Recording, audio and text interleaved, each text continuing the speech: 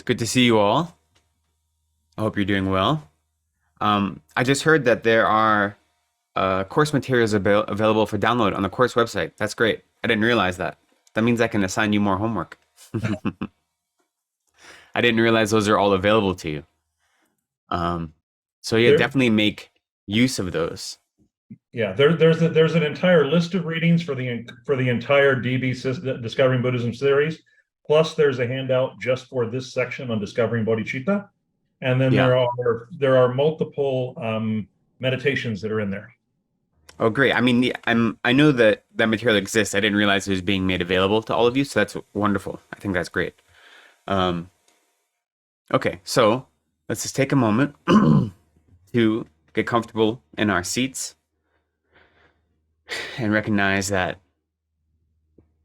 we may be in front of a computer or a tablet or a phone or something like this, sitting in an office, but let's bring our mind to uh, the Dharma Center or the temple, or the Gompa, uh, recognizing that what we're doing right now is shedding our kind of worldly activities.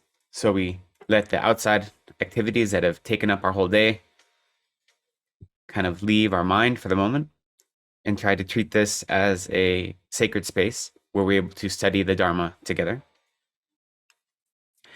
And so let's start with some brief prayers, and then we'll set a strong motivation. So again, the prayers, we'll just do a quick refuge and Bodhichitta prayer, which is on the screen now. And I'll lead in English, and you're welcome to follow along. We'll recite this 3 times.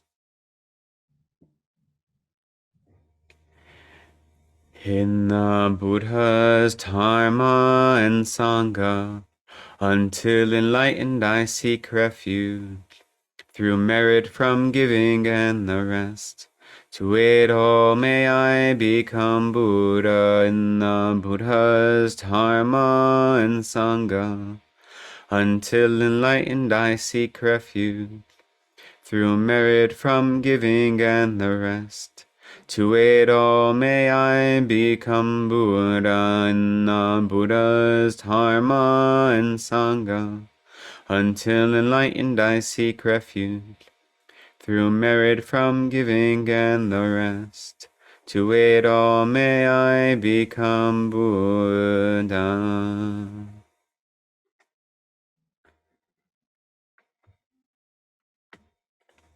So now, set a strong motivation. We've come together today, this evening, to study the teachings of the Buddha, to study the path of practice that leads to Buddhahood. But we're here not just for ourselves alone, but for the benefit of all sentient beings. We recognize that currently we don't have all of the understanding and intellect and tools needed to help others to our fullest capacity. And so while we come together today and we may see benefits in our own immediate lives as a result of our practice is ultimately dedicated to all sentient beings, not for ourselves alone. And so as we begin our study and conversation this evening, we start with the motivation that we're here doing this so that we might learn the techniques and the method to allow us to benefit others more fully. So take a moment to allow that motivation to be very strong in your heart.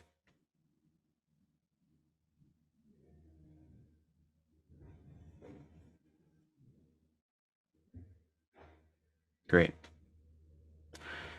So welcome back, everyone who's joining us in our second session of this module of Bodhicitta.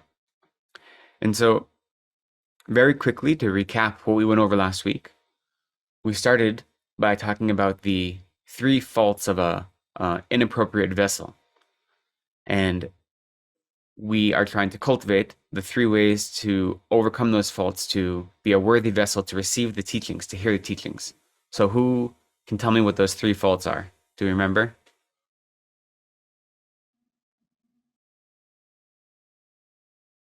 Anyone? Welcome. Unmute yourself and go ahead if anyone's willing to speak up.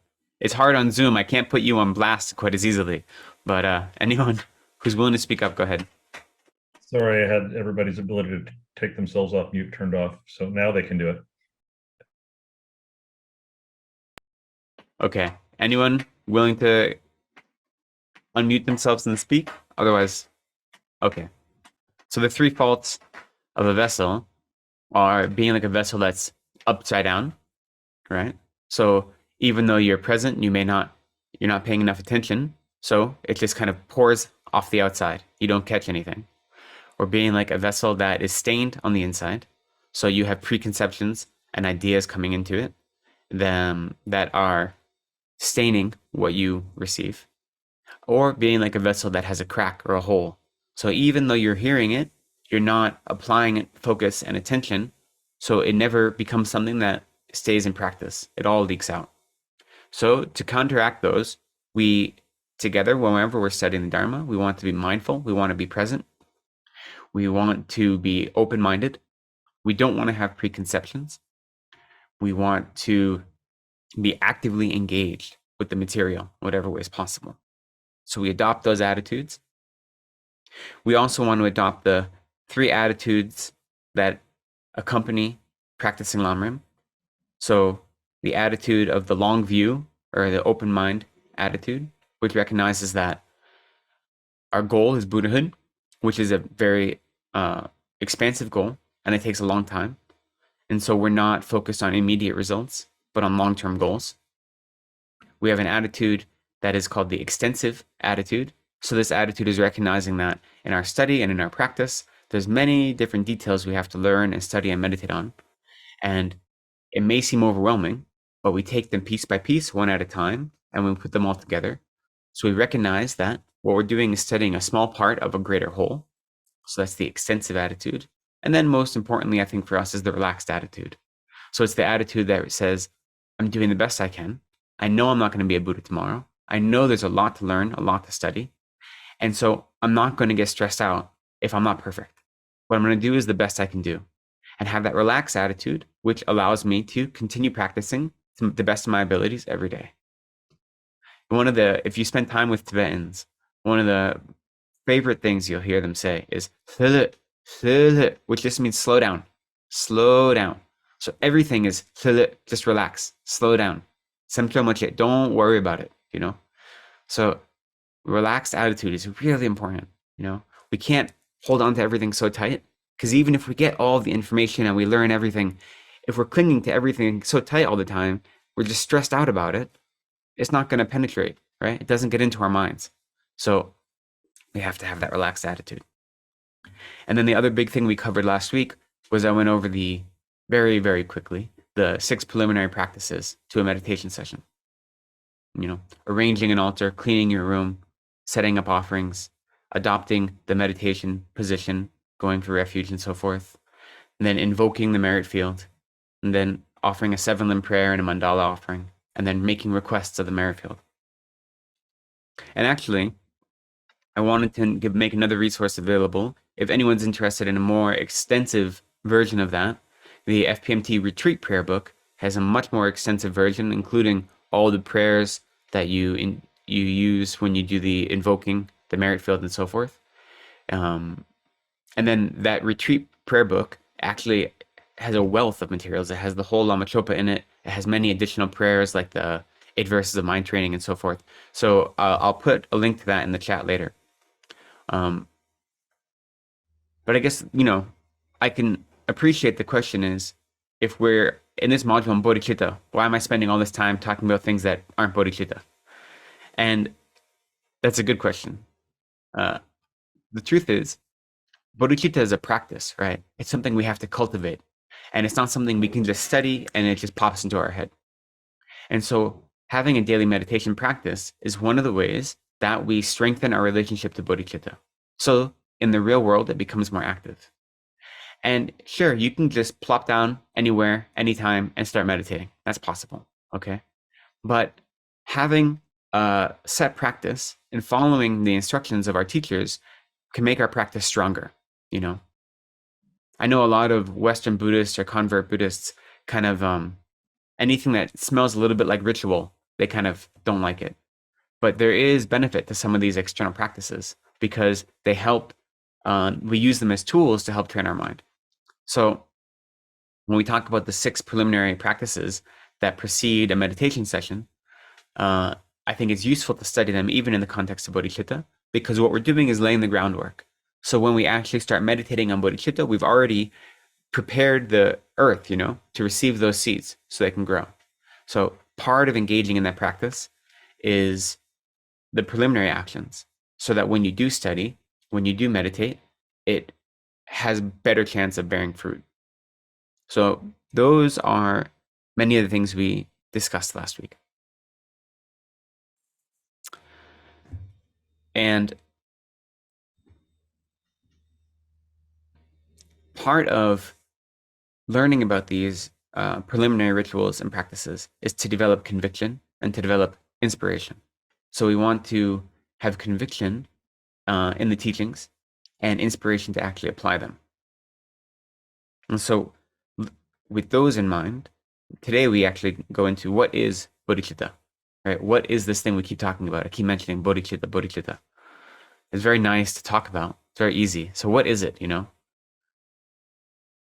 It's very easy to give a definition. And if you ever hang out at one of the monasteries, people that are studying to become geshes, definitions are like our bread and butter. We live and die by definitions. We define everything, because when you're debating something and you want to be very, very clear, once you have a definition, then you can know what is included and what is excluded. And so that's how you debate, by knowing clear definitions. So I can give a definition, but really the definition is just the intellectual understanding. It's not very strong. But so a definition of bodhicitta, for being precise, is that it is a primary mental consciousness.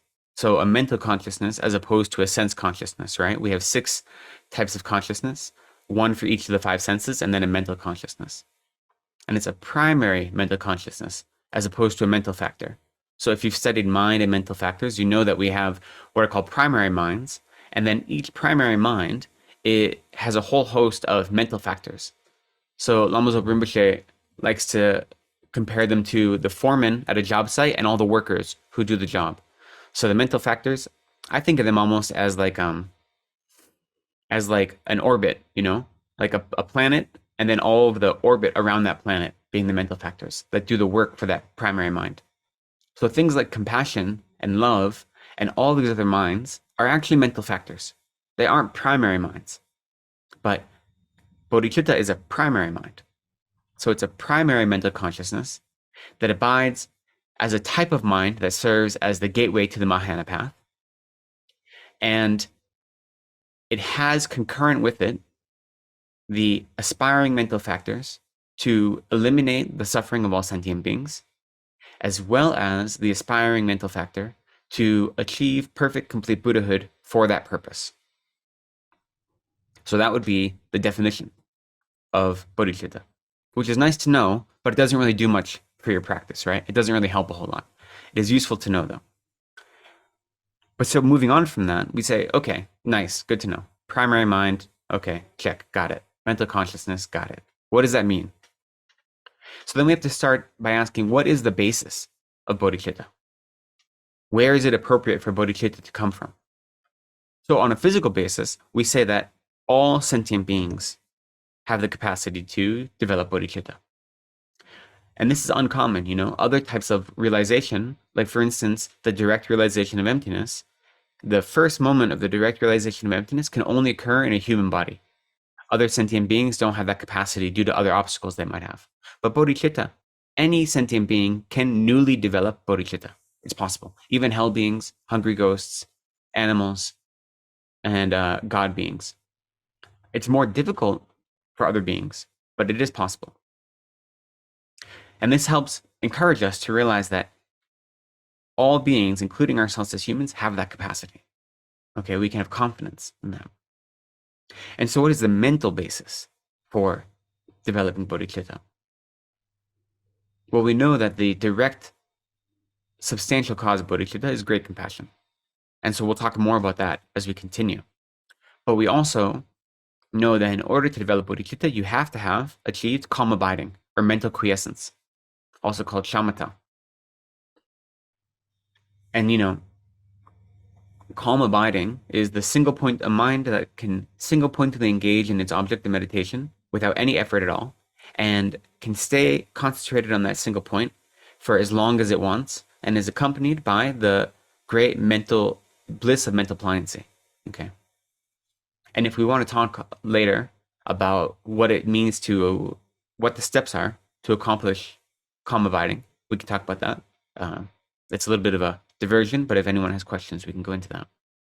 But so that shows that, mindfulness meditation, which is what we use to build up, to develop calm abiding, is really important, So even though we're practicing a Mahayana practice and we want to develop Bodhicitta, which is this incredible mind, the medicine that cures all of the delusions, we need to start by having a focused mind.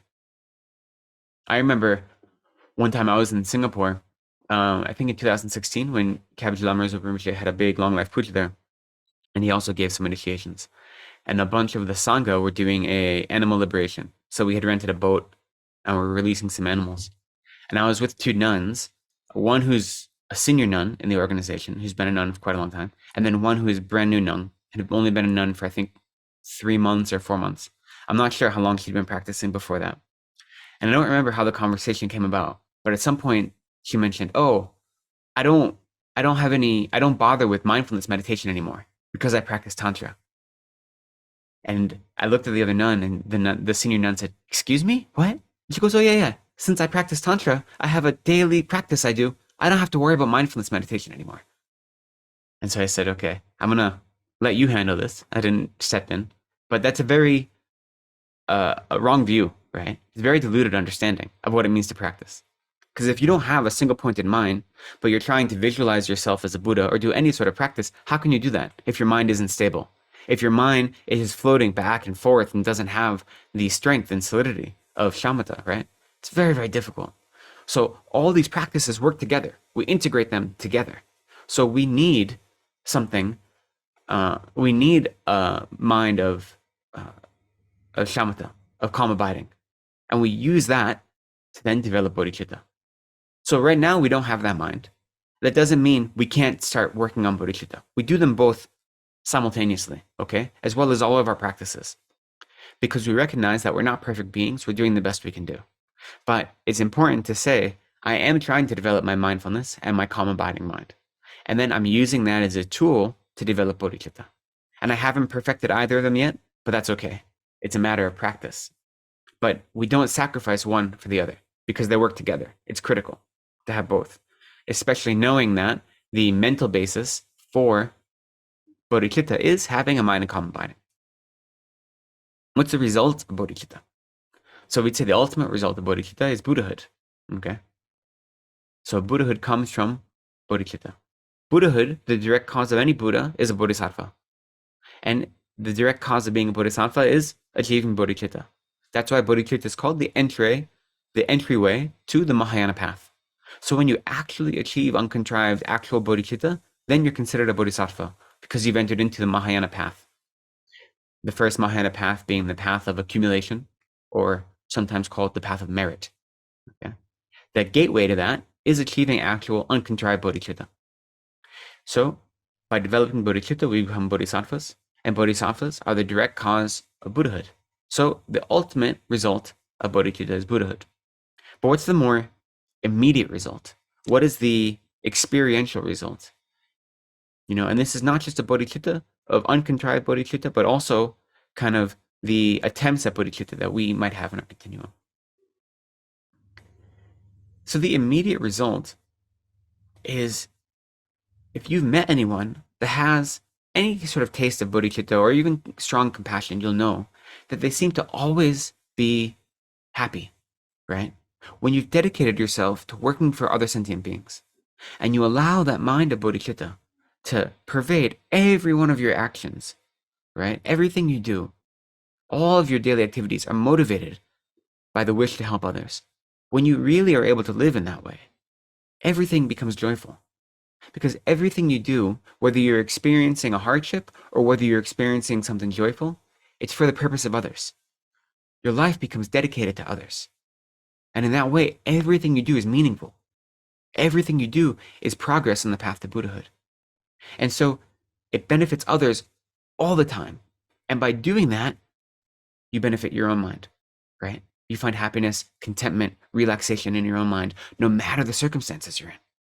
So the result or the experience of even trying to develop bodhicitta is one where you are relaxed and joyful all the time, even when difficulties arise, because they all are opportunities to act in such a way that's working for the benefit of others. So you take your self-cherishing mind out of the equation, okay? Bodhicitta is the ultimate antidote to the self-cherishing mind, which if we read any of the articles that I had posted last week, Lama Zopa talks about that. And we're going to talk more about the self-cherishing mind very shortly. So the experience of bodhicitta, even kind of the contrived bodhicitta, or the attempts, the simile of bodhicitta that we might have, is one where your whole life becomes meaningful. Every moment of your life is meaningful. And when your life is meaningful in that way, you can't help but experience joy. You can't help but experience contentment and happiness. Okay? So when we talk about bodhicitta, we're not just having this like highfalutin idea of something that'll eventually bring us to Buddhahood. We're saying this is going to impact our life right now, in this moment. And every single thing we do will be transformed by bodhicitta. Everything we do is transformed. Okay?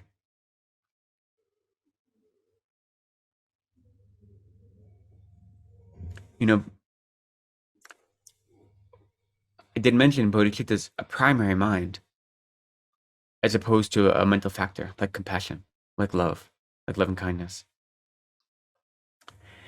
Being a primary mind just shows that all of, when you develop a mind of bodhicitta, all of the focus, the only job that mind has is to work for the benefit of others. Okay. So it's very powerful in that way. And we can think of bodhicitta as like, it's a type of emotional strength, a type of fortitude, a type of courage that allows us to continue in our activities. I know, especially for people that work in fields that are caring for others, such as social workers or hospital workers and things like this, there are ideas of burnout and ideas of compassion fatigue, right? These are, I'm sure you've heard of these, that people spend so much of their time working for others that they don't take time for themselves, and then they get burnt out and they have to stop their work. They have to take a break. We say when you actually develop a healthy relationship to compassion and bodhicitta, it's impossible to actually develop compassion fatigue. It's impossible to burn out, at least emotionally. You can run yourself ragged, your body might burn out physically, and in which case you have to pay attention to what you're physically capable of doing. But emotionally, it's impossible to burn out if you're actually working with bodhicitta, because bodhicitta is self-replenishing. Okay, bodhicitta is like a perpetual battery; it never stops. And so, for this reason, we may not have that experience right now, but if we have confidence that bodhicitta works in this way, that inspires us to practice it more fervently, so that we can be more continual help to others, and we don't have to worry about ever running out of compassion, ever running out of bodhicitta, because they're infinite. We have the capacity for infinite loving kindness and compassion, of infinite bodhicitta, self-replenishing. And so because of that, that acts as like our, it holds us up, keeps us buoyant whenever we have difficult situations. So what does it look like for an ordinary person, for all of us, to actually aspire towards bodhicitta? Well, we say there's two types of bodhicitta, okay? We say there's actual uncontrived bodhicitta, and then we have what's called contrived bodhicitta, or effortful bodhicitta. And effortful bodhicitta is also known as the bodhicitta that is like the bark of a sugarcane plant. I think Lama Zopa says the skin of a sugarcane plant. I mean, the word in Tibetan is skin, but when you're talking about a tree, you generally say bark, right? So what that means is, if we think about sugarcane, the core, the pith of the plant is where the actual flavor is, the sweetness, right? But even though the sweetness is in the inside, the bark itself, if you were to lick the bark, you'd have some residual flavor of sweetness just by being in proximity to that core. So when you're able to develop bodhicitta in your meditation, based on meditation, but then once you stop meditating, that bodhicitta dissolves away. That's called contrived bodhicitta. It takes effort. So similar to the bark of a sugarcane, it has the flavor of bodhicitta, but it's not the pith. It's not the actual sweetness. That would be uncontrived bodhicitta. Bodhicitta that exists at all times in our mental continuum. It doesn't take any effort. It's constantly there without any effort from our part. So that's actual bodhicitta. So contrived bodhicitta or effortful bodhicitta is bodhicitta we're able to cultivate while we're meditating, but then it goes away when our meditation has ceased. And truthfully, even for us, that feeling of bodhicitta we have in the beginning isn't even that contrived bodhicitta, but it's a facsimile of it. We still have to work toward it because actual contrived bodhicitta that we cultivate during meditation is focused on all sentient beings and wanting all sentient beings to be free from suffering, from every single suffering. So in order to actually know that, we have to have a deep understanding of suffering, of the three types of suffering, right? Suffering of suffering, suffering of change, suffering of all compounded phenomena. We have to have a strong understanding of what that means, and all of the sufferings of the lower realms as well as the sufferings of samsara. And then, having a strong understanding of those sufferings, we have to have a mind that's able to encompass all sentient beings and actively wish for them to be free from all the most subtle types of suffering in samsara. So we have to build up our understanding of all these different topics, which is why we begin in the Lamrim tradition by meditating on death and impermanence, because that motivates our practice and the perfect human rebirth, right? They motivate us to continue trying. They realize how precious this opportunity is. So we start with that. And then we build from there, understanding the sufferings of samsara and the sufferings of the lower realms, because then that gives us a real understanding of how suffering works and wanting to be free from it and to develop a mind of renunciation for ourselves and others. And then from there, we're able to expand that to all sentient beings. So even developing contrived bodhicitta is a lot of work, okay? But it's something we can do. It's something that's possible for us in this life. So you have contrived bodhicitta, bodhicitta that is like the bark of a sugarcane plant, and then you have actual bodhicitta, or uncontrived bodhicitta. And when you talk about uncontrived bodhicitta, we say, again, there's two types. There's conventional bodhicitta, and there's ultimate bodhicitta. So ultimate bodhicitta is the mind that is in meditative equipoise on the emptiness, on the nature of reality. So that's ultimate bodhicitta. So that exists in the mind of Arya beings. So we're not going to worry about that for this session. If you continue in the Discovering Buddhism modules, I think not the next one, but the one after is all focused on emptiness. So studying emptiness falls into that category. But so that's ultimate bodhicitta. It's actually a mind that has direct realization of emptiness and exists in meditative equipoise on emptiness. So what we're talking about is known as conventional bodhicitta. And even now we say there are two types, the aspiring bodhicitta and the engaged bodhicitta. And those also pervade the types of bodhicitta we're able to cultivate in our ordinary lives. And the difference between those two, one of them is like a wish or a hope. That's aspiring bodhicitta. And the other one is bodhicitta in action. So the example they give, it's the difference between wanting to walk to the store and actually walking to the store. It's the difference between aspiring bodhicitta and applied or engaged bodhicitta. And we need both. The aspiring bodhicitta, we want to pervade our mind at all times. So even when we aren't engaging in external activities, we still have that bodhicitta always there, wishing to help others. And then when we start engaging in activities, that aspiring bodhicitta transforms into engaged bodhicitta. So that way, even when we're not actively working, we still have bodhicitta in our continuum, the aspiring bodhicitta. So bodhicitta is divided in these ways, right? Contrived bodhicitta and uncontrived bodhicitta. Uncontrived bodhicitta then has ultimate bodhicitta and conventional bodhicitta. And conventional bodhicitta has aspiring and engaged. And those two aren't contradictory. They aren't manifest at the same time, but they work together. You have both of them in your continuum as you work to become a bodhisattva. I think another important part of studying topics like bodhicitta, as well as any advanced topic really, is we have to find that balance between optimism and realism. And what I mean by that is all sentient beings have the exact same capacity to become Buddhas, okay? All sentient beings have the ability to become Buddhas in this life if we practice highest yoga tantra. And even if we don't, to develop bodhicitta in this life, we all have that ability. But realistically, we've been living in samsara for a long time. We've become so attached to our delusions, right? That it's very hard to develop bodhicitta because we've done it backwards for so long. And we have held on to our ignorance and our attachment and our anger so tightly that letting them go and overcoming them is a lot of work. So realistically, we may not achieve actual uncontrived bodhicitta in this life. But optimistically, we know that we can. We have to balance those two. And the reason I say that is because, when we look at our practice, we may have been meditating for a couple weeks, for a few months, for a few years, a decade even, and we say, I haven't achieved bodhicitta yet. I still have delusions. I still have anger arising. It can be really easy to kind of be dissuaded from the practice, okay? If we think that we're going to achieve all these things tomorrow, that means we're not adopting the long-term view.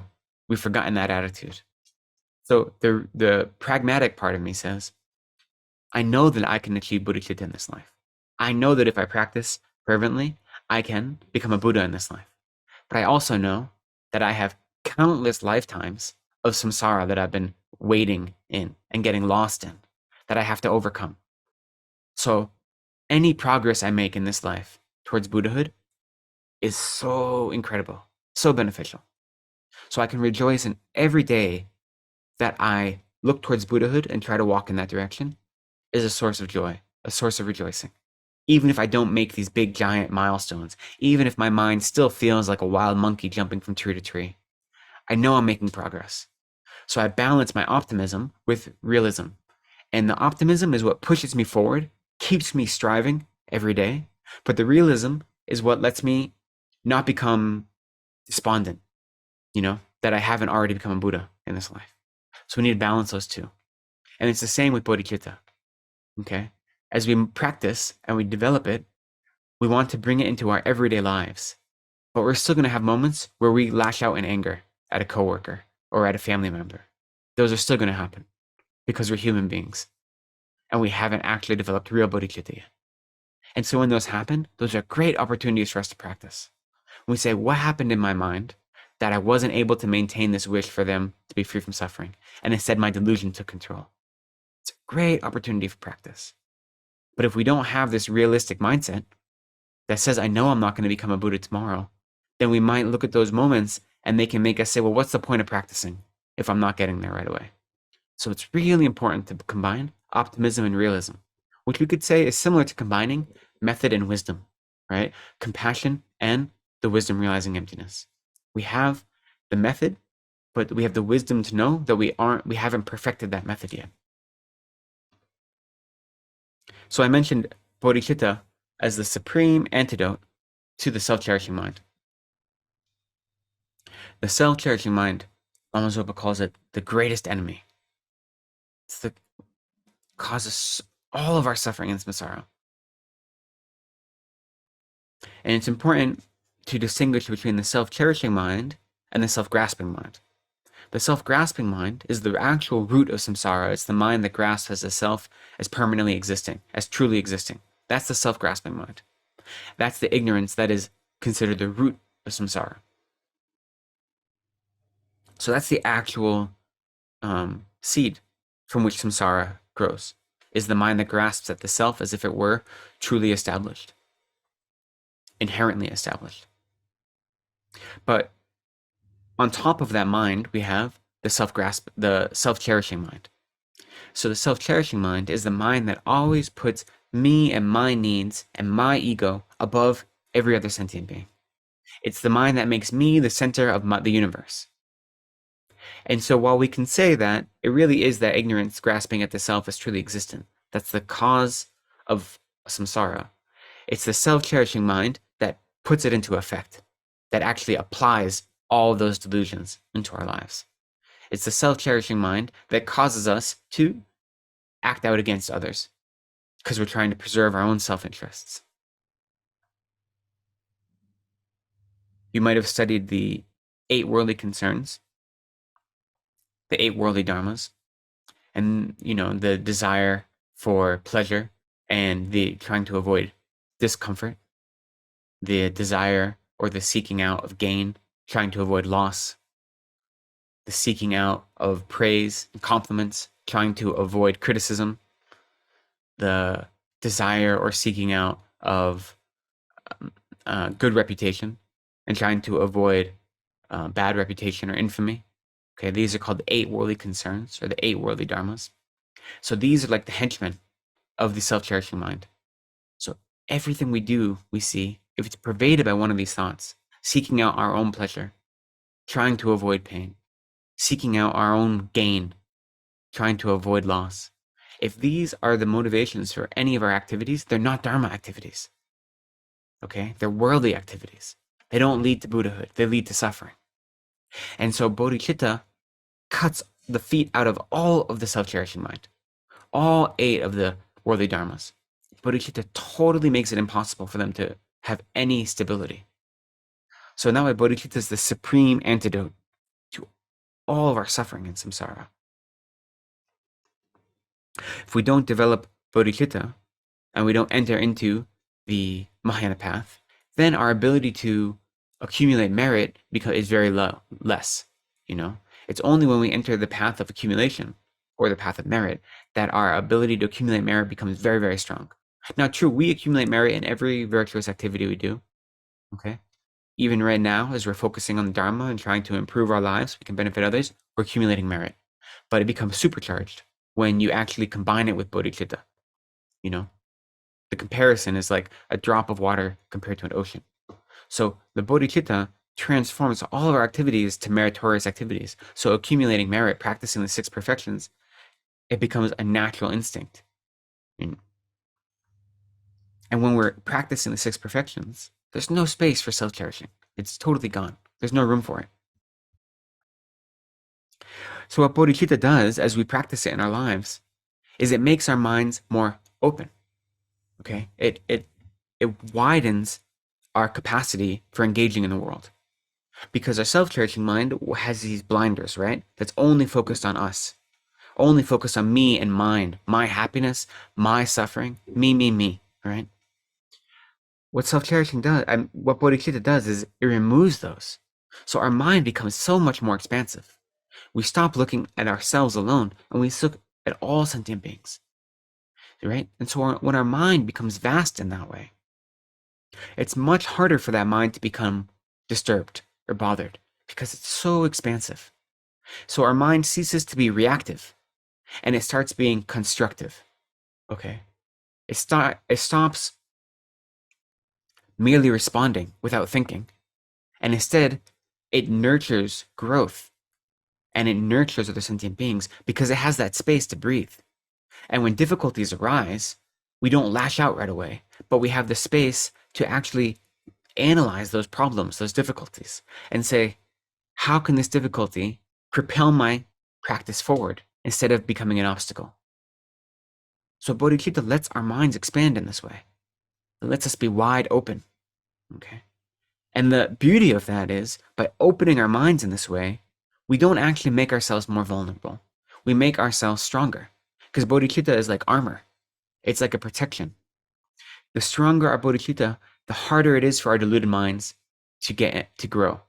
And so people might insult us, people might criticize us, but when you have this armor of bodhicitta that's fortified with patience, and you don't have the self-cherishing mind that says, I need people to compliment me and praise me, when you don't have that, and in its place you have this expansive bodhicitta that wishes for all beings, including those who harm you, to be free from suffering. When you have that, you don't become vulnerable.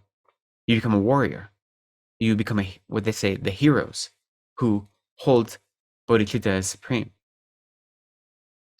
So bodhicitta allows us to open our minds and assess all aspects of reality in a meaningful way, where we're not overcome by our delusions, we're not overcome by the immediate reactive mind, the mind that isn't thinking but is controlled by delusion.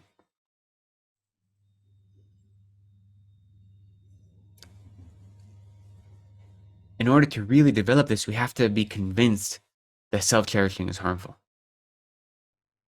It's easy to look at our lives and think maybe a little bit of self-cherishing is okay. Maybe if I've worked to benefit myself, then once I've done that, I can help others, Or maybe when I work to accumulate wealth, but then once I have that wealth, I can use that to give to others, So if that mind is focused on the self in that way, we have to have a strong conviction it's never beneficial. All it does is harm us. That's all it does. It's true that if we accumulate more worldly goods, we can use those to help others. That's very true. But is our motivation in accumulating those things to help others? Or is our motivation because we want those things? And maybe helping others is a byproduct, right? That's two different motivations. So it's wildly different actions. Even if from the outside, it looks the same. And if our motivation is because we want those nice things, our motivation is we want others to think highly of us. We want others to praise us. We want others to have respect for how much studying we've done or how great our meditation practice is. All that does is reify the ego, this grasping at the self, becomes stronger.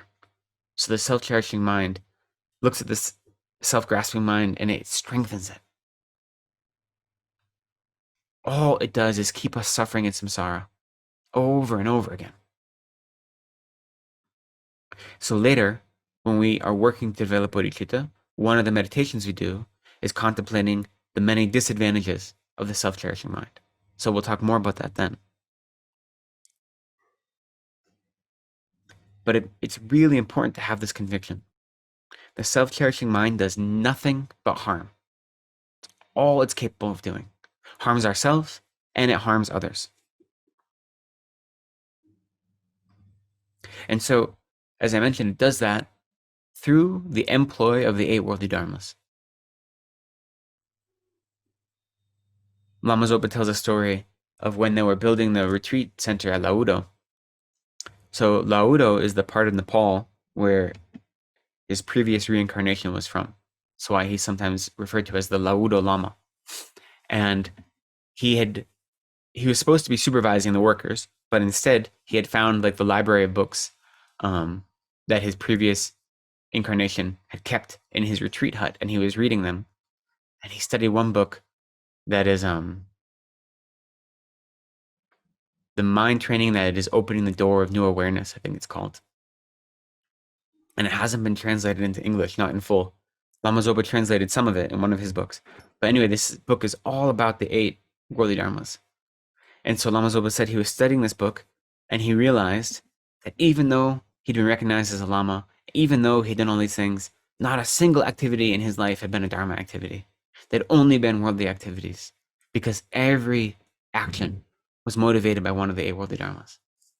And now, from my side, I don't believe Lama Zopa actually was engaging in worldly activity, but that is the story he tells, right? To show how insidious the 8 worldly dharmas are and how easy it is for them to infiltrate everything we do. And they taint all of our virtue with delusion. So again, the 8 worldly dharmas, there are 4 pairs of things. One object that we are attracted to, that we're seeking out, and one we're trying to avoid in each of those pairs. So the first one is we're seeking out pleasure and we're trying to avoid pain or discomfort. And it makes sense. We don't want to be unhappy. We don't want to be uncomfortable.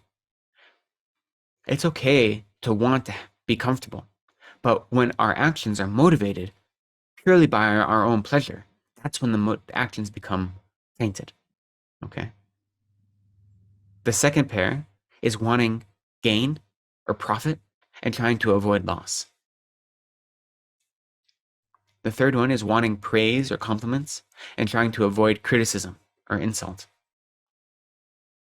And then the last one is wanting a good reputation or wanting fame and trying to avoid a bad reputation or infamy. And if we really check on our actions throughout the day, how many of our actions had one of those 8 minds motivating it, at least in a subtle way? And I think we'll find, I mean, I can't speak for you, but I know for me, they're there all the time. As much as I try to abandon them, you know? And so I work on them every day. And there are some moments when maybe I have some actions that aren't motivated them. Maybe a few moments. But it's a lot of work. And so when you think about your activities that you've done that day, see what was really motivating that. You know, it's one of the dangers of this is going to sound very silly, but one of the dangers of being a teacher in this way and offering teachings is that you want, you know, obviously you want to have students respect you to the extent where if students don't have some sort of respect and veneration for you, it's very hard for your teachings to be useful, right? If you think the teachers are some hack that don't know anything, then you're not going to get anything from those teachings. But at the same time, I don't teach because I want respect or fame or compliments. So you have to try to find those, that balance. So if my only reason for teaching is because I want others to see, oh, look at that monk. He's so venerable. He's so learned. He's so great. That even if people benefit from hearing what I have to say, it doesn't benefit me, right? So you have to find that balance of recognizing there's a utility to having people appreciate your level of understanding, but you don't engage in teaching practices or even conversations of the Dharma with your friends or discussion groups, study groups, because you want to show off how smart you are. You don't want popularity. You don't want fame. And it's very easy to be misled. I don't know, you know, being new to Thupten Noble Ling, I don't know what different people's level of study is. But since we're this far into the Discovering Buddhism program, I trust that you have some other experiences. So many of you might have read Liberation in the Palm of Your Hand by Pabong Rinpoche, which is a commentary on the Lamrim. And he tells many great stories in there. So many of the stories that I share, that I've heard from my teachers, a lot of them are found in this text.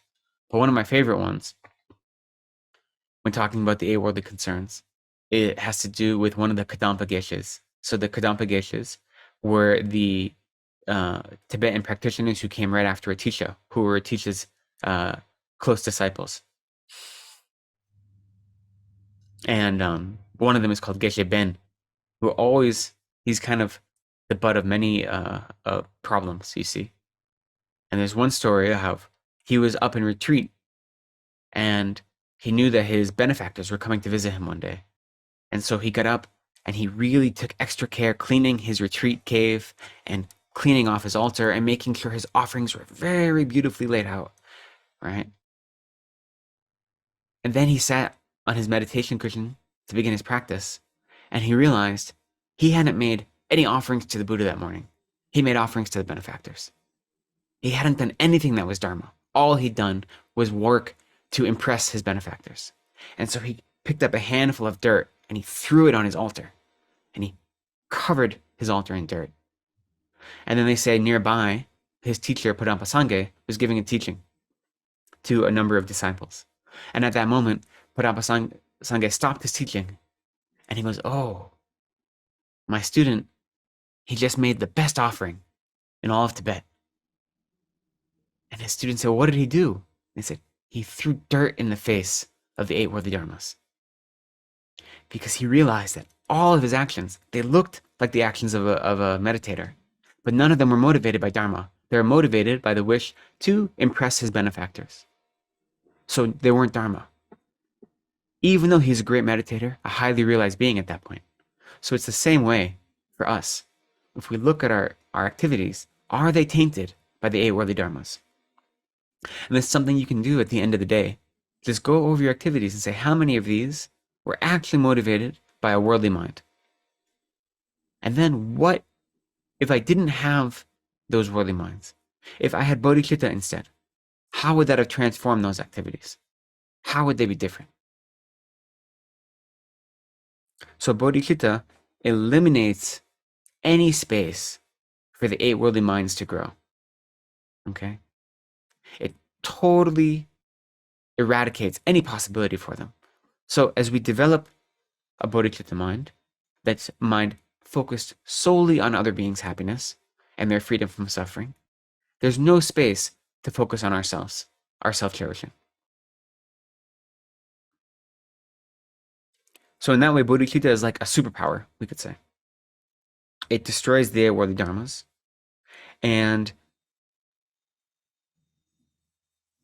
it serves as the antidote that cures the poison of samsara.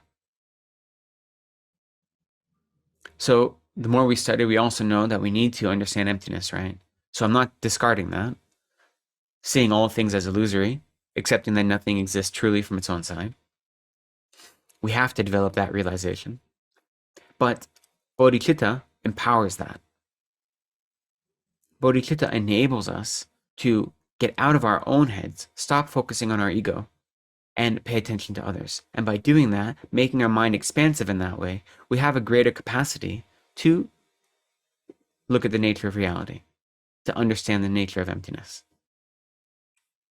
It's possible to develop a realization of emptiness without bodhicitta. So if we look at the Shravakas or the Pratyeka Buddhas, so the 2 Hinayana paths, they do have direct realizations of emptiness, the arhats at least, when they receive the path, when they attain the path of seeing, the path of meditation, and the arhat, the Hinayana arhat path of no more learning.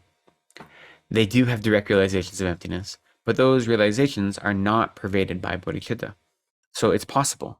But as a result of that, or as a result of only working for their own aims, they don't achieve Buddhahood. They haven't abandoned the subtle imprints of the self-grasping mind.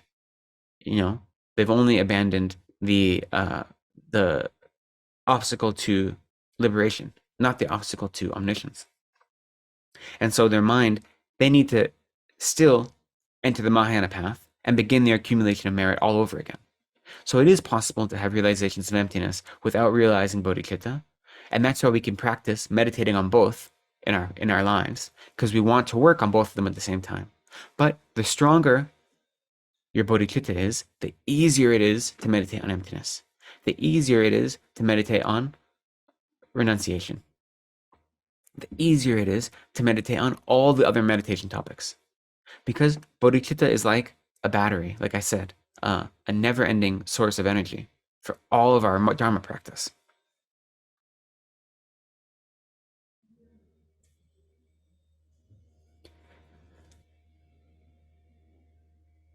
So we look at bodhicitta as having the ultimate benefit of Buddhahood.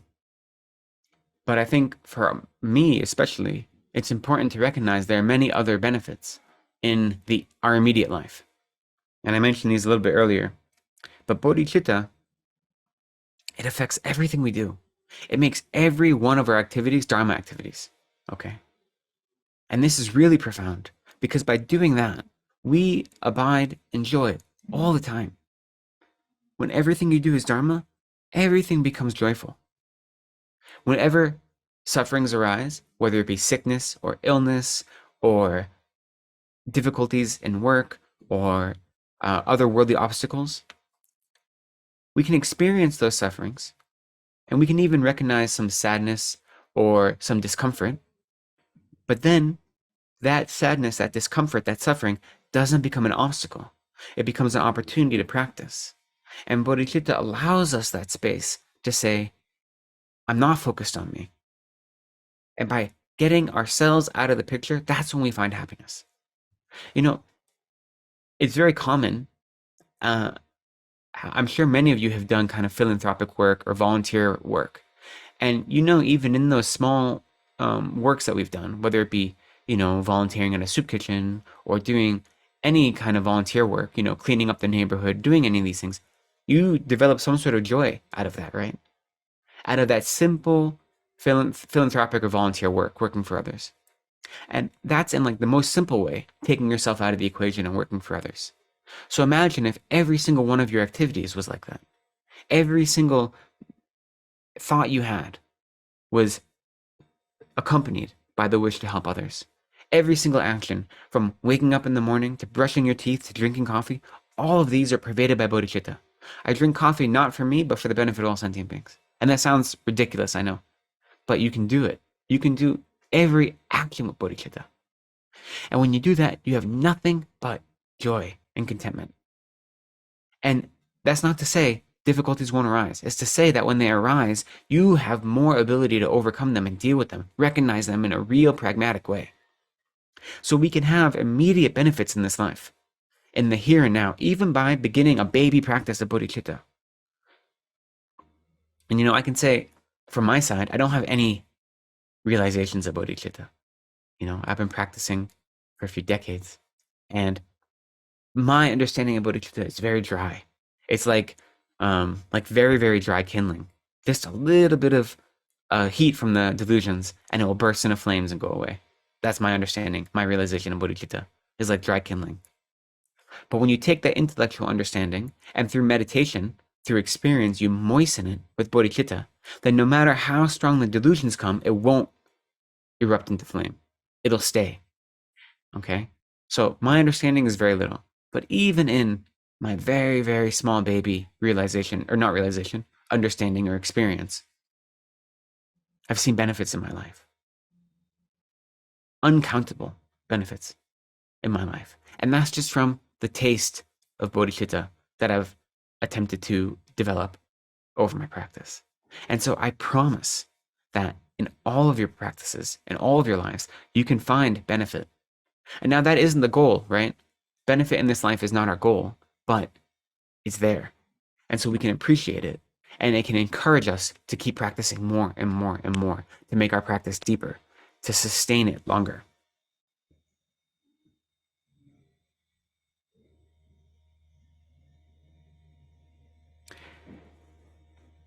And bodhicitta is more powerful than just having kind thoughts or just having compassion. And compassion is incredibly important. It's the heart of the teachings of the Buddha, and it's the direct cause of bodhicitta. But compassion, even great compassion that's uncontrived and works for the benefit or has all sentient beings as its object, even that is limited in its scope. The beauty of bodhicitta, being a primary mind that's solely focused on others, is that it also combines working for one's own aims and working for the aims of others simultaneously. So we say bodhicitta is the mind that wants to become a Buddha so to benefit others, to remove the suffering of all sentient beings. So the mind that wants to remove the suffering of all sentient beings, that's the mind working for others' benefit. But the mind that says, in order to do that, I will achieve perfect complete Buddhahood, that's working for one's own benefit.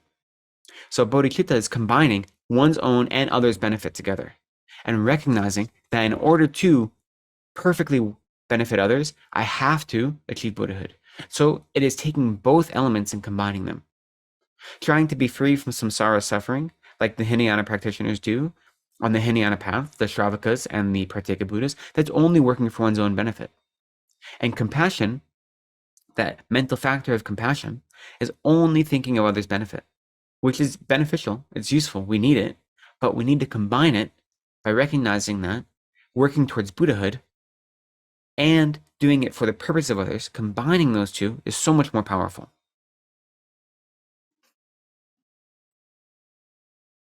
So it makes our practice pure Dharma. And it makes it incorporates all aspects of the path into every activity we do.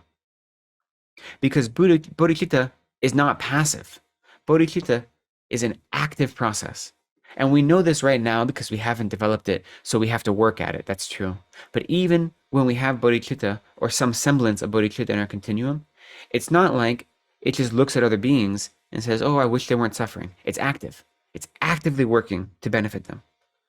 It takes every action of our body, speech, and mind, and it dedicates those actions to be ones only for the benefit of others.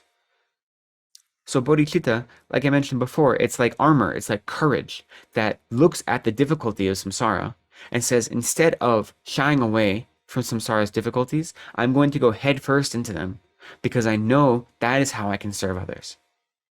And the courage of bodhicitta, the armor of bodhicitta that's fortified by our patience and by our perseverance, it makes us not susceptible to the dangers of the delusions, right? Because it's gotten rid of any place for those delusions to grow. So bodhicitta is the courage that lets us look at suffering and be moved by suffering and say, I am going to go headfirst into suffering to pull others out. I am going to stay in samsara until I can remove the suffering of all sentient beings. That's the type of bodhicitta we cultivate. You know, they often say, when you study bodhicitta and the different Buddhist schools talk about different types of bodhicitta. Bodhicitta that's like a shepherd, bodhicitta that's like a captain of a boat, and bodhicitta that's like a king. And so the bodhicitta that is like a shepherd is like the same way a shepherd stays behind his flock, pushing it forward. We will stay in samsara until we can push all sentient beings out of samsara first, and then we'll leave samsara. That's one way to think about bodhicitta. The other type of bodhicitta, like a captain of a boat.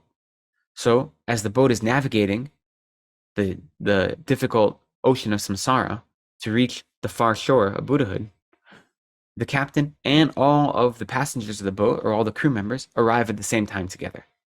So there's one bodhicitta that says, I will arrive at Buddhahood simultaneous with all other sentient beings.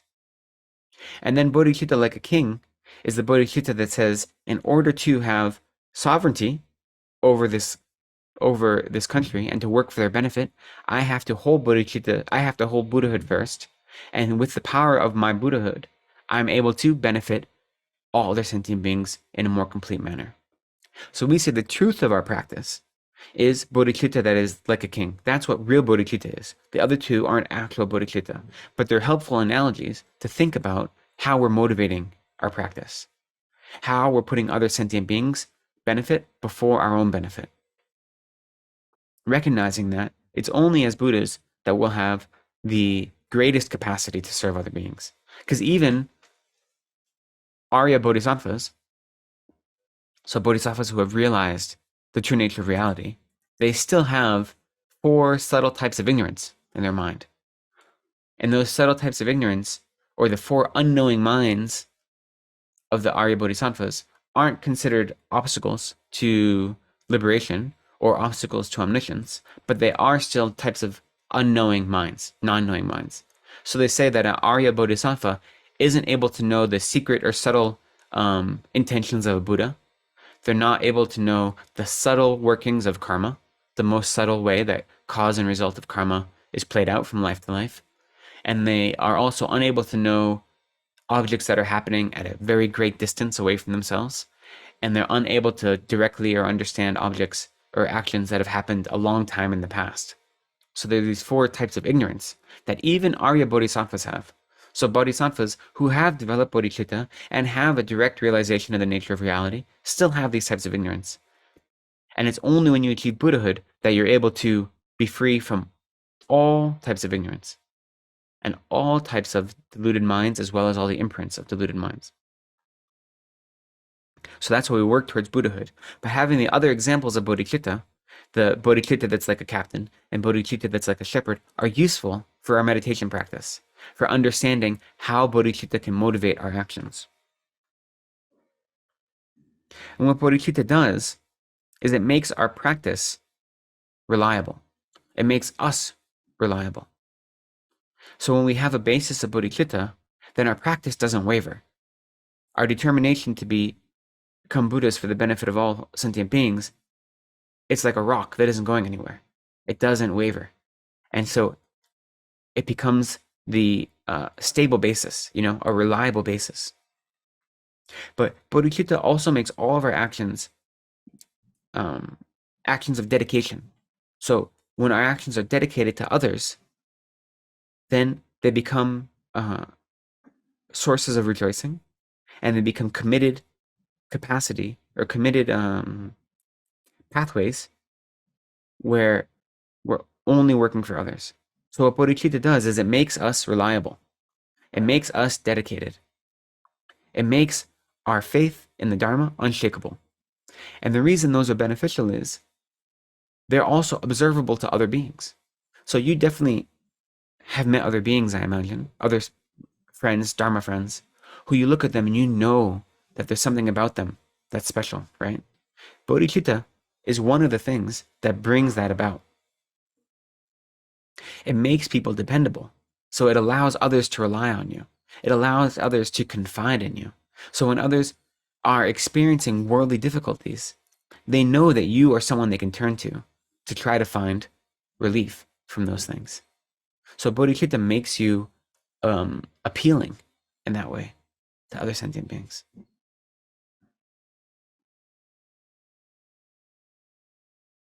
If you've ever met someone who has a real flavor of bodhicitta, it can be life-changing. And they don't always manifest as Buddhists in this life. One of my good friends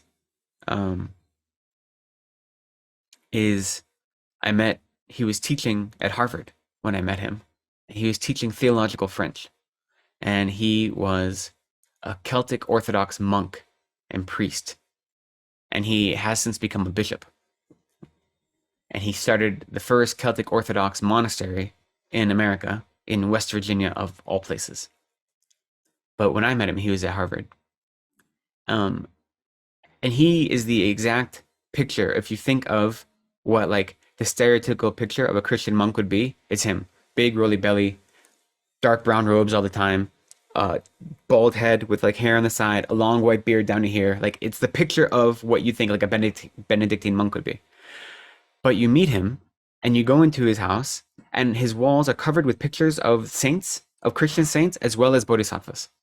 And a beautiful large picture of Dalai Lama and of Kyabje Lama Zopa Rinpoche.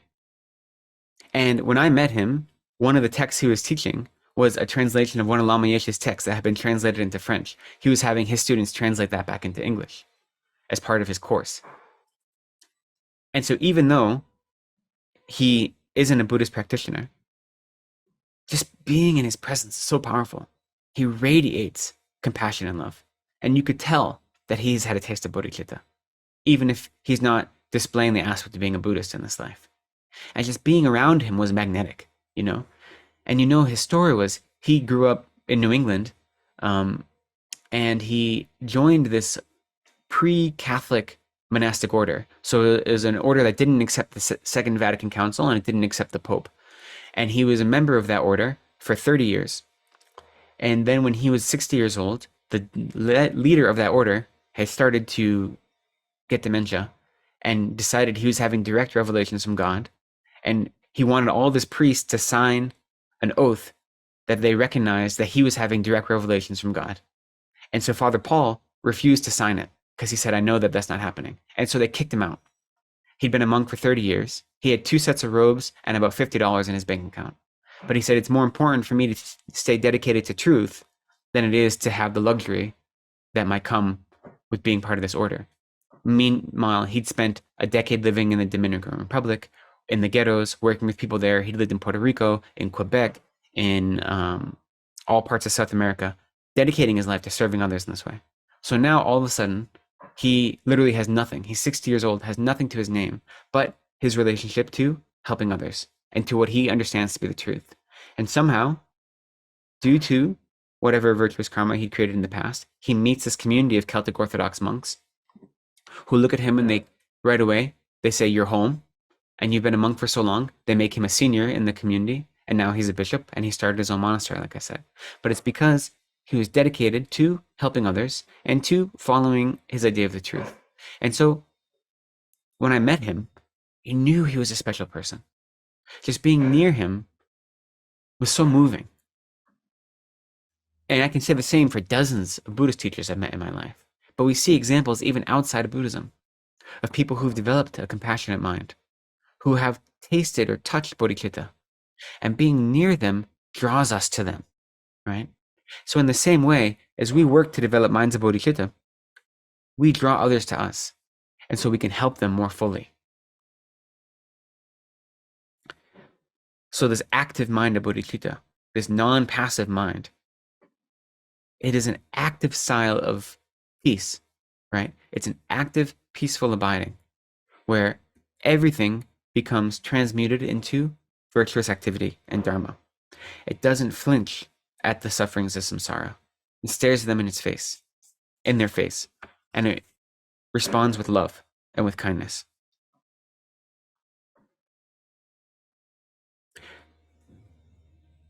So then, if we have some taste of what bodhicitta is, some idea of what the experience of it might be in this life, and what the ultimate result of it might be, of Buddhahood, then we say, okay, how do we develop bodhicitta? What is the process we need to do to actually have bodhicitta? Especially since we've just said bodhicitta, actual uncontrived bodhicitta takes a long time. And first we have to have contrived bodhicitta. And even before that, we have to have the facsimile of bodhicitta, or the semblance of bodhicitta. How do we do that? And so there are two methods that we talk about meditating on to develop bodhicitta.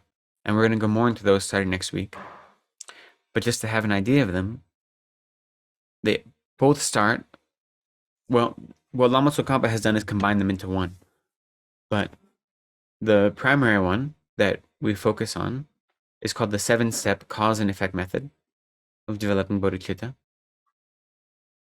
And it comes from Asanga and from that lineage of practice. And the first step is equanimity, which is why we started with that last week. Recognizing that all sentient beings are equal in wanting to be free from suffering, in wanting to have every happiness. And all sentient beings are the same in that they don't understand the distinction between happiness and suffering. And that's why they cause suffering for themselves and for others.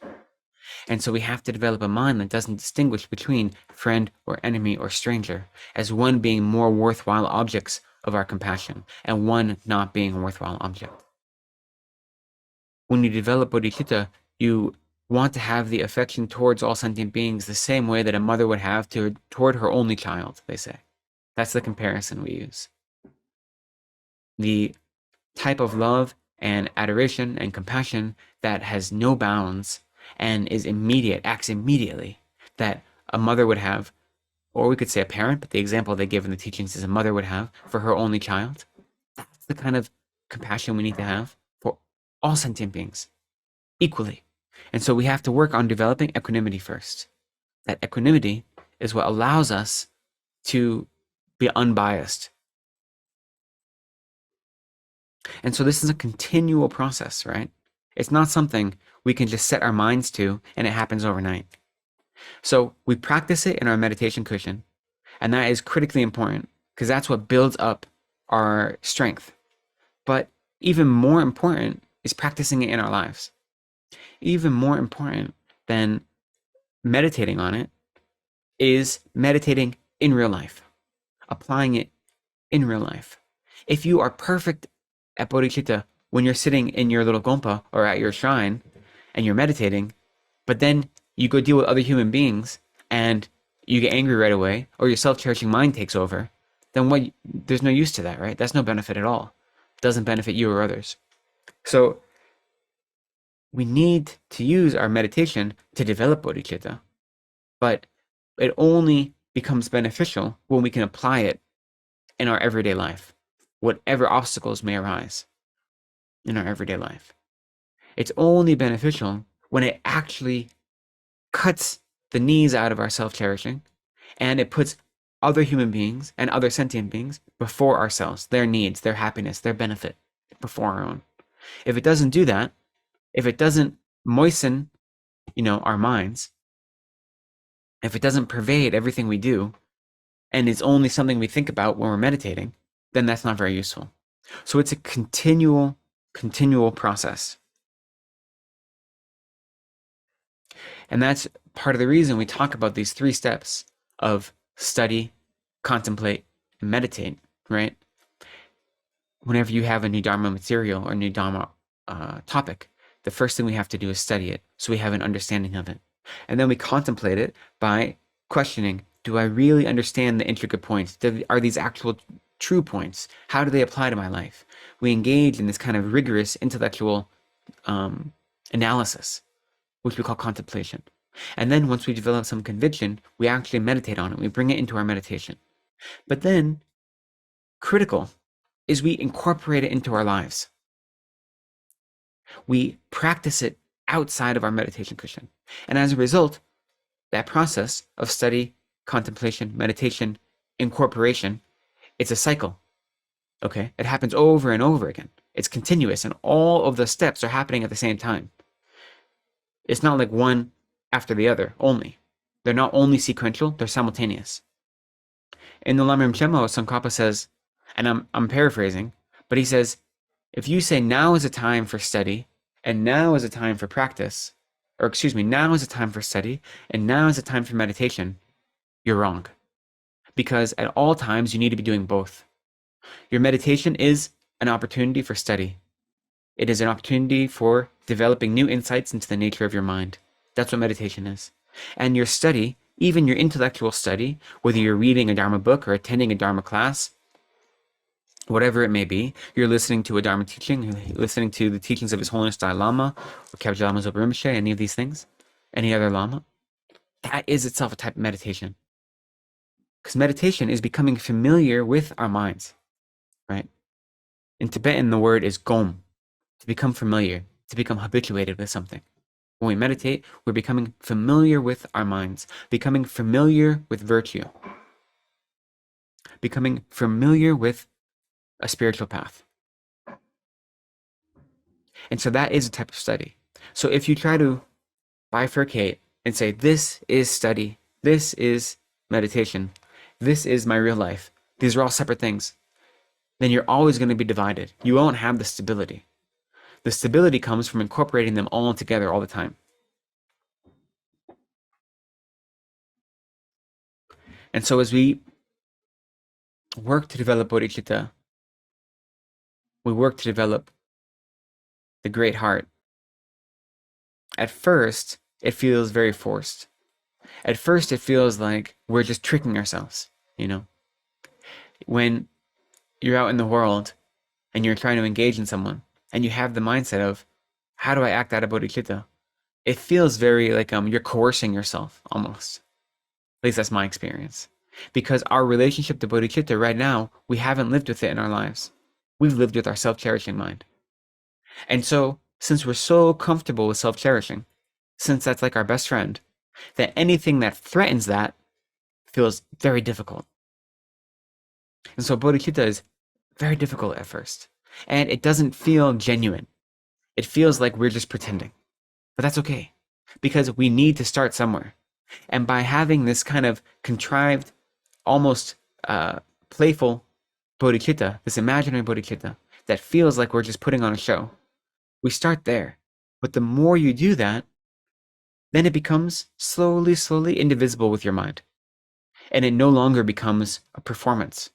It actually becomes the genuine intention and the genuine practice.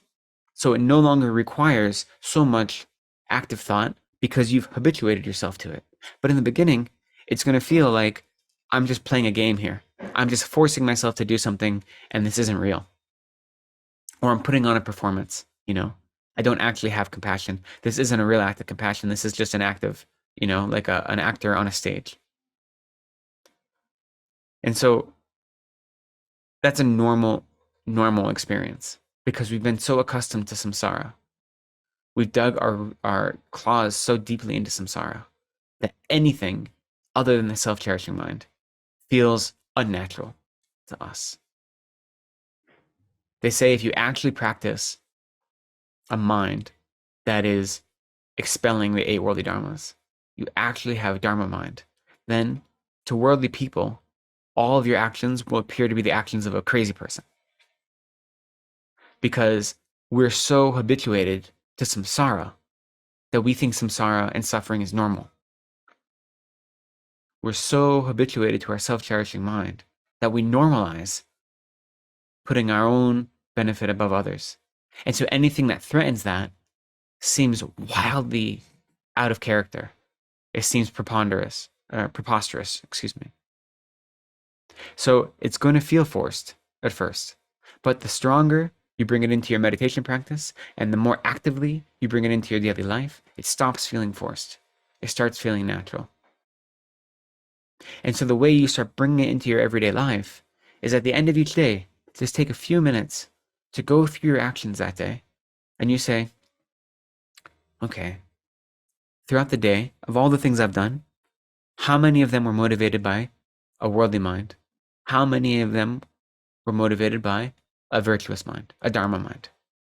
And so as you go through your day's activities and you see how many worldly minds you have, then you say, okay, if that action, when I got to the office and I made coffee for the whole office, did I do that really because I wanted others to be able to enjoy coffee? Or was it because I wanted people to be happy with me for making coffee? Or was it simply because I wanted coffee and it was easy to make a full pot instead of one cup? In the end, the action looks the same, but the mind is different. And so then you say, okay, it wasn't a real altruistic action. It was self-serving. How would that activity change? How would my mind change if it really was done out of pure altruism for others? If the external activity might not have changed, but how would I have changed as a result of that? How would my experience have changed? So you go through your daily activities and think, what are things I've done that I didn't do with bodhicitta? I didn't do with a mind wishing to benefit others. And how would those actions, both physical and mental actions, be transformed if I had done them with bodhicitta? So when you analyze your day's activities in this way, you're able to rejoice in the virtue that you did accumulate, the moments when you actually did have something that tastes like compassion or bodhicitta, you can rejoice in that, and that makes it even stronger. And in all those activities you had that weren't based in bodhicitta, but were based in a worldly mind, then you see an opportunity to do something different in the future. And by engaging in this kind of self-analysis, then the next day, when you're in those same circumstances, it might come to mind more quickly. So it no longer has to happen upon reflection. It happens in real time, right? Because that's the goal, is for it to happen all the time. We don't have to think about it, but we have to build up that practice. Lama Zopa says very clearly, there's absolutely nothing that can compare to bodhicitta. Because when our mind is moistened by bodhicitta, everything becomes dharma, everything becomes benefit to others, everything becomes a dagger in the heart of the self-cherishing mind. So there's nothing that compares. It's like a panacea in this way. And so knowing that and having that as our kind of inspiring basis, then we practice.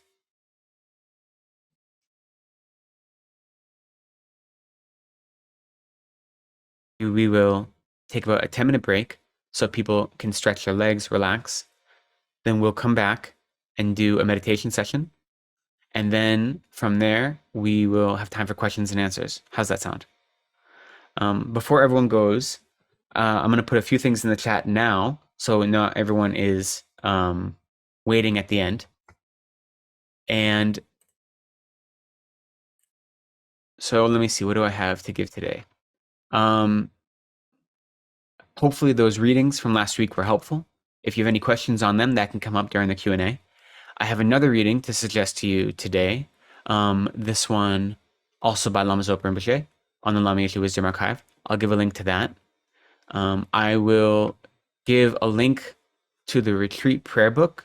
I think it was given earlier in the chat, but I'll give that again so you have it.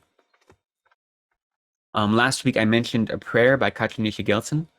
I'll try to put a PDF of that in the chat, but I'll also put a link to a Google Drive file to the PDF so you can download that. It's a mind training prayer. I mentioned it last week. And then lastly, I'm just going to show a link to this book. Really, this book can replace this whole teaching for me. This is a book published by Wisdom Publications, so it's not a free book, but it's by Kyabje Lama Zopa Rinpoche, simply called Bodhichitta, which makes sense. And everything we're discussing in this course, you know, Lama Zopa very clearly, cleanly describes it in ways more beautiful than I could ever describe. So it's not that big of a book.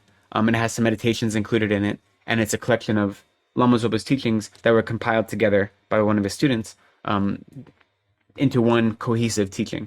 And it's really wonderful. And so, if you're interested, this is a really great book just as a reminder for things that you've studied to be inspired by. So, I'm going to leave a link just to this book so you know about it. But this, unfortunately, isn't free. It's published by Wisdom. So, you would pay for that. So, let me put those links in the chat now. And then we'll take a 10-minute break to stretch our legs and maybe, have some water or something like this.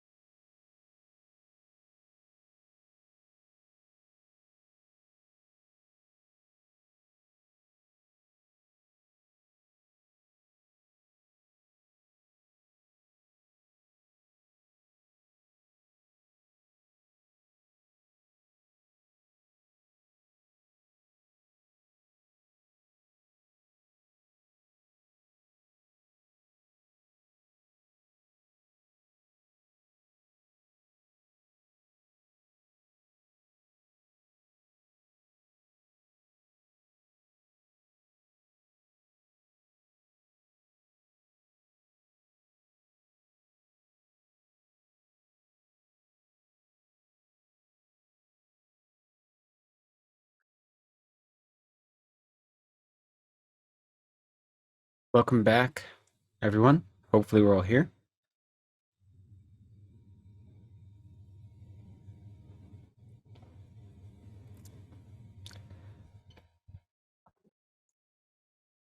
So we'll do a brief meditation. I'm cognizant of how late it is where you are, so I don't want to go late. So we'll do a quick meditation, and this is the kind of thing that you could do a much more extensive version of on your own. Hopefully, so I encourage you to do so. In the future, other meditations that are more elaborate, we might take more time on. But for this one, we'll do a brief one, so we still have some time for any questions that may have come up, and we'll do those at the end. So, adopt a comfortable position wherever you are as best you can. You want to feel balanced and stable in your seat. So if you're sitting in a chair, have your feet flat on the ground, about shoulder width apart, in any way that is comfortable for you to feel stable and balanced. You can put your hands in the meditation mudra, right hand over left, thumbs just barely touching at the level of your navel, or you can let them rest gently on your thighs where they'd fall naturally. Let your spine be nice and straight, your chest open, your head resting gently, naturally, not lifted up or not tucked down, but just curved a little bit, following its natural progression. Let your jaw be nice and loose, hanging open slightly, your lips and teeth open. You can have your tongue resting on the hard palate behind your upper teeth. Keep your eyes half open, following the bridge of your nose to the space in front of you, not focused, but not closed and shutting out the world either. And so just take a few moments once you have a nice, comfortable posture, to settle your mind by following the breath.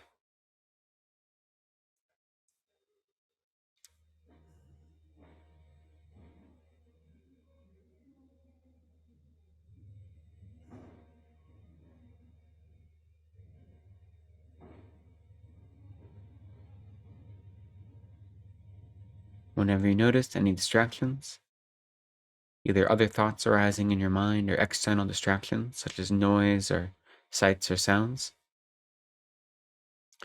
Just let them go. Acknowledge them, and then return your awareness to the object of your meditation, which is at this moment your breath. Letting your mind settle.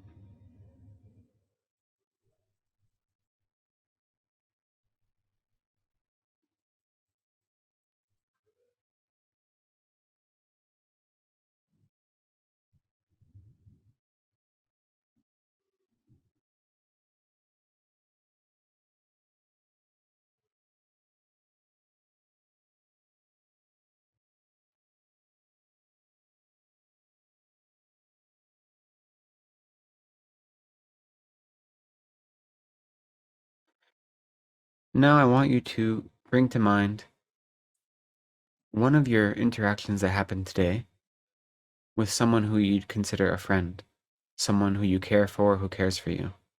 Think about something, some interaction that you had today. Really recollect what you said and did in that exchange. And look at it and say, what was my motivating mind?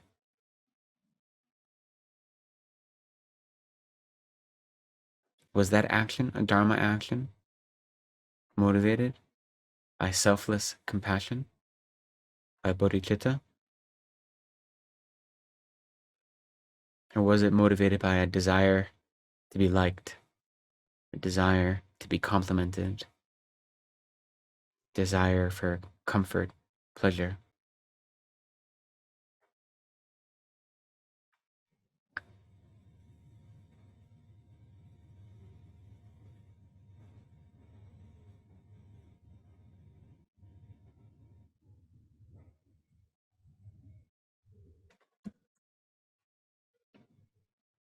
And now think, how would that action have been different if it had been motivated by bodhicitta?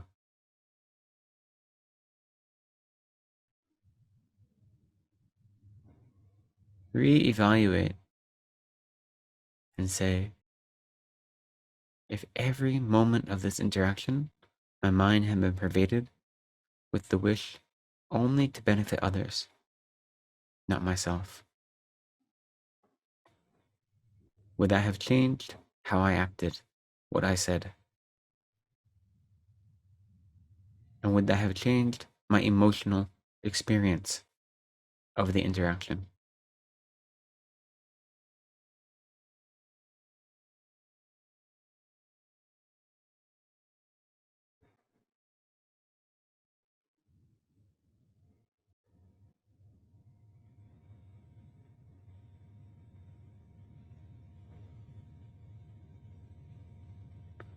Would my heart have been more open,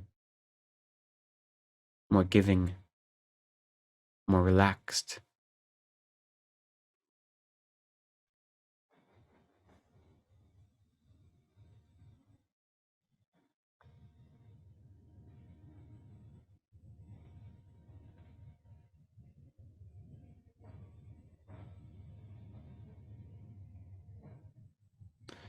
And if we see that we did have some altruistic mind motivating us, we rejoice in that. And if we didn't, we commit ourselves to bring the altruistic minds of bodhicitta into our interactions in the future.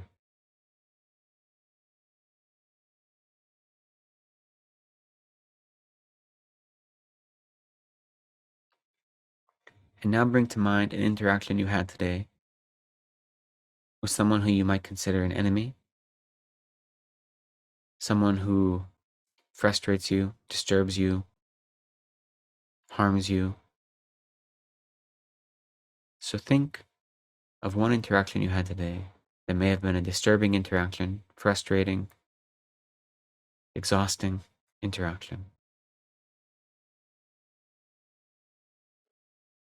Think back to the actions of body, speech, and mind you had at that time. What was motivating them?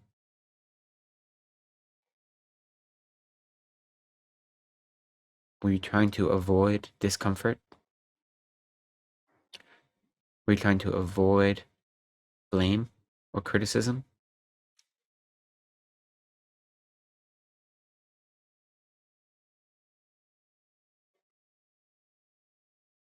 What compelled you to act in the way you did in that interaction?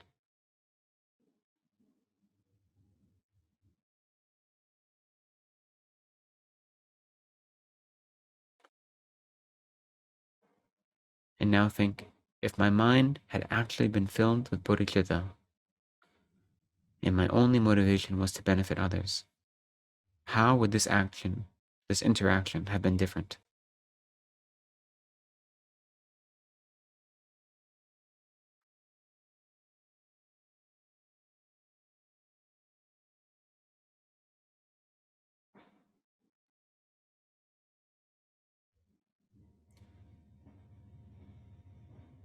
Would I have been less defensive, less reactionary?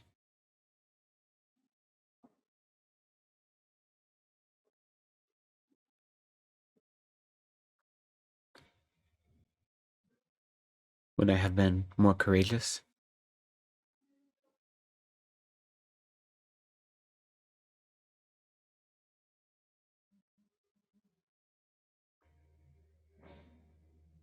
Would the two of us have left the interaction both feeling more fulfilled, happier, not carrying that negative mind with us for however long we had before? How would my actions have been transformed by bodhicitta when engaging with someone who may have the label enemy or harmful?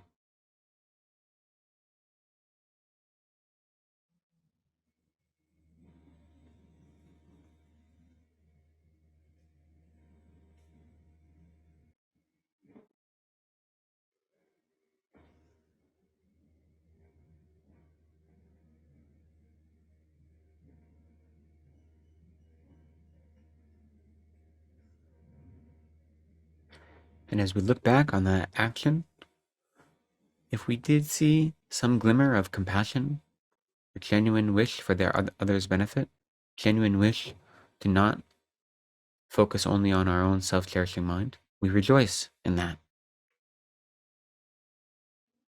And if we didn't see that, or we didn't see a strong example of it, we commit ourselves to let the mind that cherishes others as more important than ourselves, the mind of bodhicitta, be what compels our actions in the future.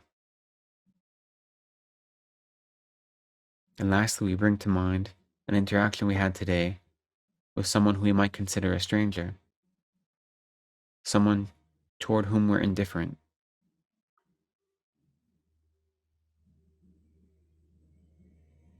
Maybe as simple as a nod of hello as you walk past someone in the hallway.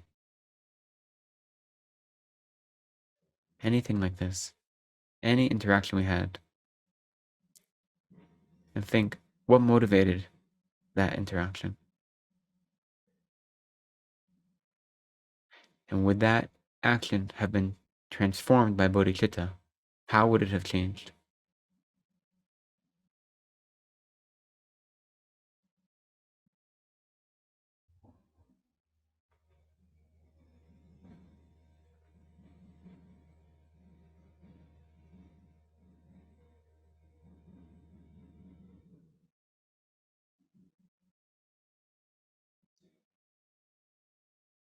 If I had let my mind be guided by the wish for others' happiness, even in the small actions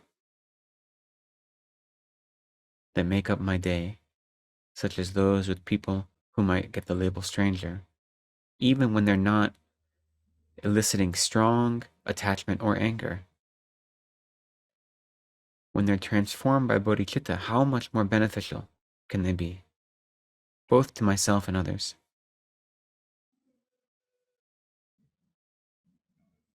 That bodhicitta can lift my mind up, make me more appealing,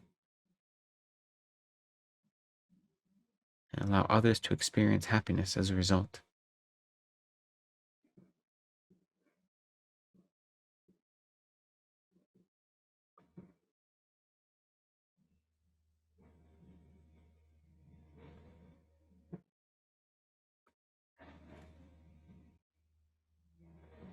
And so lastly, we just take a moment to think of all of our actions in the day, any of those that were motivated by virtuous mind, even to a small extent.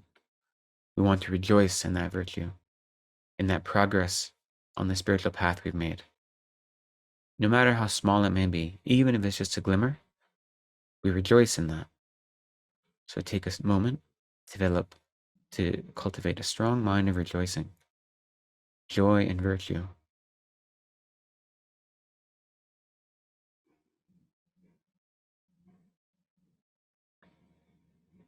And we think of all of our actions that may have been motivated by a worldly mind, by self-cherishing, by attachment, anger, or ignorance. And we commit ourselves to work harder in the future, to let ourselves be motivated by bodhicitta, having been convinced of its benefits. So make the strong resolve that I will do my best to have bodhicitta guide all of my actions.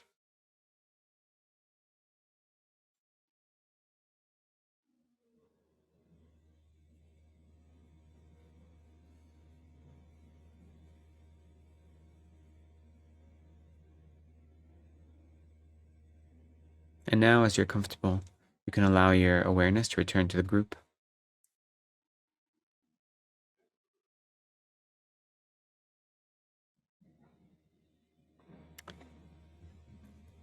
Thank you for being part of that with me. I guess that was very condensed, but you can see how you can do a version of that meditation every day at the end of your day, even if maybe some people like to meditate in the morning, which is good because then you don't forget, you don't get overwhelmed. But at the end of the day, if you can just take 5 minutes, 10 minutes to run through your day like that, it builds your conviction in bodhicitta in a very meaningful way. So hopefully that was useful. Thank you for doing it with me. Before we conclude, are there any questions about the readings from last week or the whatever I discussed today or the meditation or anything? All of the above?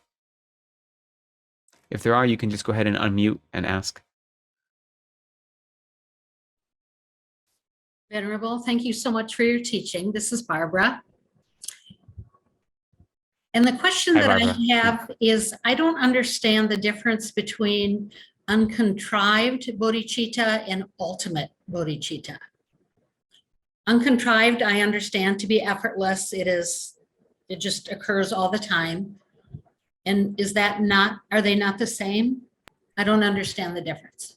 Yeah, no problem. Good question. So the difference between, ultimate bodhicitta, we call it bodhicitta, but it's actually the mind that realizes emptiness. So what we're talking about is conventional bodhicitta. So when you divide bodhicitta into the two, conventional and ultimate bodhicitta is the mind that is in meditative equipoise on emptiness. And it's called bodhicitta, but it actually is the mind that realizes emptiness and is in meditative equipoise. And then conventional bodhicitta is what we're talking about today and in this course, and that is divided into contrived and uncontrived. So when you say contrived bodhicitta, you're referencing the mind that contrived or uncontrived bodhicitta. It's the mind wishing to achieve Buddhahood for the benefit of all sentient beings, to remove them from suffering, and whether that is happening without effort or only happening at the moment of meditation. That's the distinction between contrived and uncontrived. Both of those are conventional bodhicitta. Does that clarify? Okay, great. Yeah. Great. Venerable, perhaps this is a question for another class in the future, but in Christian theology, since you kind of brought that up, it says you should love others as you love yourself. And I've even heard some Buddhist teachers say you really can't participate in bodhicitta fully unless you have self-compassion. Is one a prerequisite of the other, or do they happen at the same time? That's a great question, and it comes up a lot. Bodhicitta is never focused on the self in that way, but we can say there can be compassion and love aimed at ourself. And I think just in practical terms, if we don't have a sense of self-compassion or self-love, it's really difficult to develop that towards others. So what they say in the teachings traditionally is that if you don't have an understanding of the nature of samsara, of suffering, then it's very hard to wish for others to be free from suffering. And so the way we develop the nature of suffering is to understand the suffering in our own lives. And so when we can understand our own experience of suffering and realize that we want to be free from that ourselves, that is a type of compassion towards ourselves. And based on that, we can then extrapolate outwards and realize that if this is the suffering I experience as a sentient being, all other sentient beings are experiencing similar, if not worse, suffering, and therefore we can develop compassion towards them. But if you aren't able to focus on yourself first, then you aren't able to recognize the suffering of others. So we think of it that way. Bodhicitta itself, when you get to bodhicitta, you've already developed compassion and great love. And so you've already put your own needs as secondary to the needs of others. And we'll talk about this more going forward a little bit, because the language of these meditations can make it seem like you're dismissing your own needs and degrading yourself and saying, I don't matter, others matter more. Because that's the way we talk about bodhicitta. All other sentient beings and their happiness is more important than my own. So that's the practice. But we have to do that without letting go of the fact that we need to be free from suffering as well. And so you do need that kernel of compassion toward yourself in order to actively practice it towards others. So when you say love all other, in the Christian theology, love others as you love yourself, we would say love others more than you love yourself, right? But you need to start focusing on your own suffering and your wish to be free from it and your wish to have actual happiness. And that allows you to become acclimated with what compassion and love actually look like. And that is what allows you to feel them and generate them toward other beings. Does that answer a little bit?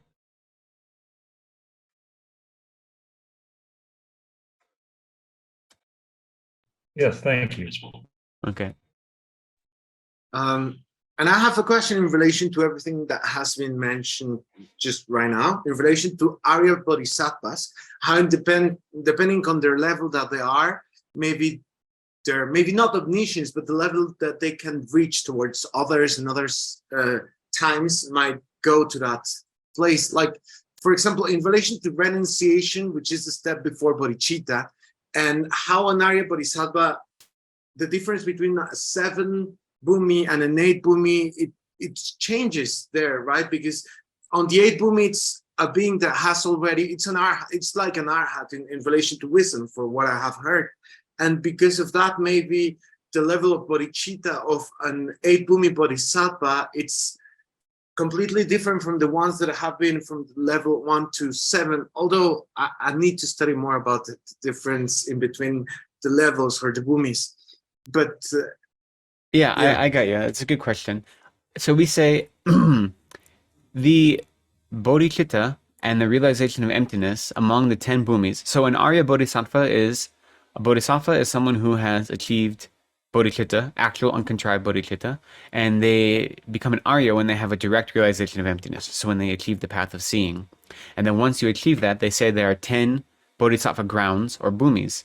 And the first 7 are the impure bhumis, and then 8, 9, and 10 are considered the pure grounds, the pure bhumis. And so by focusing on the meditation on emptiness, when you go from the 7th ground to the 8th ground, you've totally abandoned all minds of self-grasping, which is equivalent to an arhat on a lower path, a lower vehicle, but you haven't actually abandoned the imprints to the delusions and to ignorance, and those are what prevent you from becoming a Buddha. So those are what you're working to abandon on the 8th, 9th, and 10th ground. So that's the background. So the question is the emptiness that they meditate on and the experience of compassion, of uncontrived compassion and bodhicitta in the continuum, is that different? And what we say is that on the 10 bhumis, the emptiness, the realization of emptiness is not different, and the realization of or experience of bodhicitta is not different. But what's different is the Khyabashidandampa. There are 4 main differences among the different bhumis, and the differences are sorry, I'm trying to think of them in English, but it has to do with their ability to help others. So how many, for instance, how many emanations that they can make simultaneously in different world systems increases upon every level of the different bhumis, and their ability to benefit others increases between every level. But it's not actually their understanding of emptiness or their bodhicitta that changes. the nature of those two stay the same on all of the bhumis. But what happens is that since their meditation becomes deeper and stronger, their capacity to serve others improves. And as well as we say, until they, when they reach the eighth ground, they abandon being reborn in this way, but their births improve as well. And so their good qualities improve. And their